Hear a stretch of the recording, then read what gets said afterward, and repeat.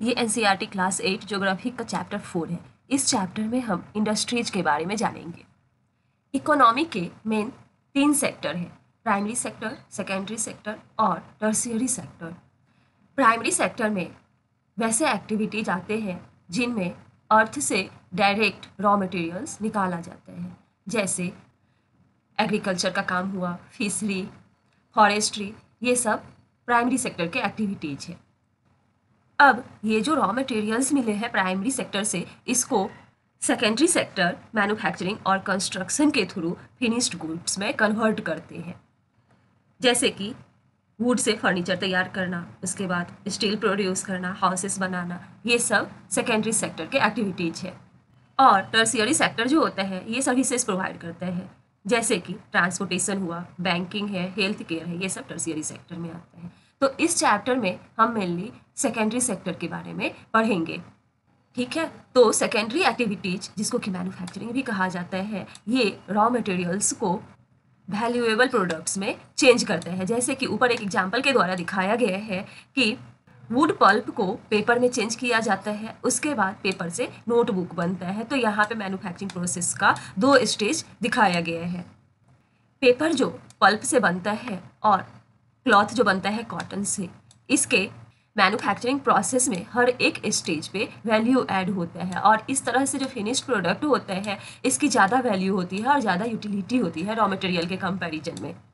तो इंडस्ट्री का तात्पर्य ऐसे इकोनॉमिक एक्टिविटी से है जिसमें गुड्स का प्रोडक्शन किया जाता है, उसके बाद मिनरल्स का एक्सट्रैक्शन किया जाता है, मिनरल्स निकाला जाता है और सर्विसेज प्रोवाइड की जाती है, जैसे कि आयरन एंड स्टील इंडस्ट्री जिसमें गुड्स का प्रोडक्शन होता है। इसके बाद कोल माइनिंग इंडस्ट्री, इसमें कोल निकाला जाता है अर्थ से। इसके बाद है टूरिज्म इंडस्ट्री, इसमें टूरिस्ट को सर्विस प्रोवाइड किया जाता है। अब चलते हैं इंडस्ट्रीज के क्लासिफिकेशन की ओर। तो इंडस्ट्री को उनके रॉ मटेरियल्स, साइज और ऑनरशिप के बेसिस पे क्लासिफाई किया जाता है। तो पहला है रॉ मटेरियल्स।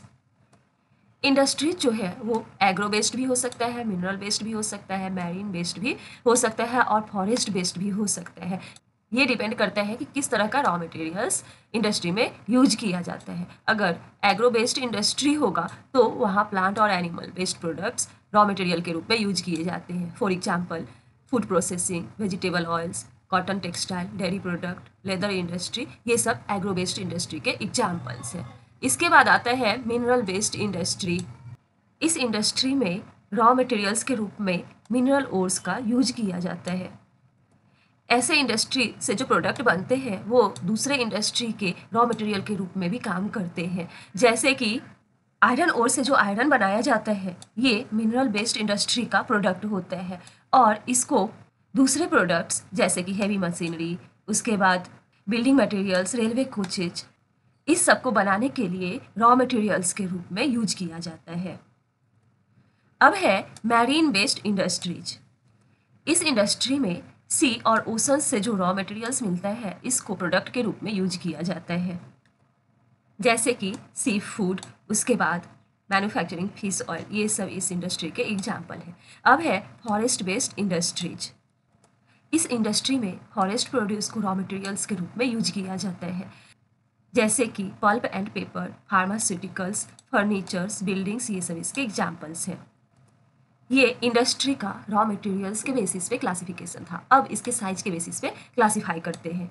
साइज से तात्पर्य है कि कितना अमाउंट ऑफ कैपिटल इन्वेस्ट किया गया है, कितने नंबर ऑफ पीपल एम्प्लॉयड है और प्रोडक्शन कितना हो रहा है। साइज के बेसिस पे इंडस्ट्रीज को स्मॉल स्केल इंडस्ट्रीज और लार्ज स्केल इंडस्ट्रीज में बांटा गया है। कॉटेज या फिर हाउस होल्ड इंडस्ट्रीज जो है ये स्मॉल स्केल इंडस्ट्री में आते हैं, जिसमें आर्टिजन्स के द्वारा हाथों से प्रोडक्ट तैयार किया जाता है, जैसे कि बास्केट वेविंग, पॉटरी और जो दूसरे हैंडीक्राफ्ट्स होते हैं, ये कॉटेज इंडस्ट्री के एग्जाम्पल्स हैं। स्मॉल स्केल इंडस्ट्रीज में लार्ज स्केल इंडस्ट्रीज के कंपैरिजन में कम अमाउंट में कैपिटल और टेक्नोलॉजी की ज़रूरत होती है। लार्ज स्केल इंडस्ट्रीज में काफ़ी ज़्यादा अमाउंट में प्रोडक्ट्स बनते हैं, इसलिए इसमें कैपिटल का इन्वेस्टमेंट भी ज़्यादा होता है और एडवांस लेवल की टेक्नोलॉजी यूज की जाती है। सिल्क वेविंग और फूड प्रोसेसिंग इंडस्ट्रीज जो है ये स्मॉल स्केल इंडस्ट्रीज के एग्जाम्पल्स हैं, जबकि ऑटोमोबाइल्स का प्रोडक्शन, उसके बाद हैवी मशीनरी का प्रोडक्शन, ये सब लार्ज स्केल इंडस्ट्रीज के अंतर्गत आते हैं। अब है ऑनरशिप। ऑनरशिप के बेसिस पे इंडस्ट्रीज को प्राइवेट सेक्टर, स्टेट ओन यानी कि पब्लिक सेक्टर, ज्वाइंट सेक्टर और कोऑपरेटिव सेक्टर में बांटा गया है। प्राइवेट सेक्टर इंडस्ट्रीज पर किसी इंडिविजुअल्स का या फिर ग्रुप ऑफ इंडिविजुअल्स का अधिकार होता है, जबकि पब्लिक सेक्टर इंडस्ट्रीज पर गवर्नमेंट का ऑनरशिप होता है और इसे गवर्नमेंट द्वारा ही ऑपरेट किया जाता है, जैसे हिंदुस्तान एरोनॉटिक्स लिमिटेड। इसके बाद है steel authority of India limited. ये सब पब्लिक सेक्टर इंडस्ट्रीज के एग्जाम्पल्स हैं। इसके बाद आता है joint sector industries. Joint sector industries को स्टेट और इंडिविजुअल्स दोनों मिलके चलाते हैं या ग्रुप ऑफ इंडिविजुअल्स और स्टेट दोनों मिलके चलाते हैं, जैसे मारुति उद्योग लिमिटेड। ये ज्वाइंट सेक्टर इंडस्ट्री का एग्जाम्पल है। अब है कोऑपरेटिव सेक्टर। तो कोऑपरेटिव सेक्टर इंडस्ट्री जो होते हैं, इन्हें प्रोड्यूसर यानी कि जो रॉ मटेरियल के सप्लायर होते हैं, इनके द्वारा ऑपरेट किया जाता है, या फिर वर्कर्स के द्वारा, या फिर जो सप्लायर और वर्कर्स होते हैं इन दोनों के द्वारा मिलकर चलाया जाता है, जैसे आनंद मिल्क यूनियन लिमिटेड है, सुधा डेयरी है। ये सब कोऑपरेटिव सेक्टर के एग्जाम्पल्स हैं। अब है factors affecting location of industries. कौन कौन सा फैक्टर इंडस्ट्रीज की लोकेशन को अफेक्ट करता है, मतलब इंडस्ट्रीज लगाने के लिए जिस लोकेशन को चूज किया जाता है वहाँ पर क्या क्या अवेलेबल होना जरूरी है। तो ऐसे लोकेशन पर raw material, land, water, labour, power, capital, transport और मार्केट, ये सब अवेलेबल होना जरूरी होते हैं। इंडस्ट्रीज वही लगते हैं जहाँ पर इनमें से कुछ या फिर ये सारे फैक्टर्स जो है वो इजीली अवेलेबल होते हैं। कभी कभी गवर्नमेंट इंसेंटिव्स जैसे कि subsidised power, lower transport cost, उसके बाद दूसरे इंफ्रास्ट्रक्चर जो है ये सब प्रोवाइड करवाते हैं ताकि बैकवर्ड एरिया में भी इंडस्ट्रीज को लगाया जा सके। इंडस्ट्रियलाइजेशन से अक्सर टाउन्स और सिटीज का ग्रोथ और डेवलपमेंट होता है।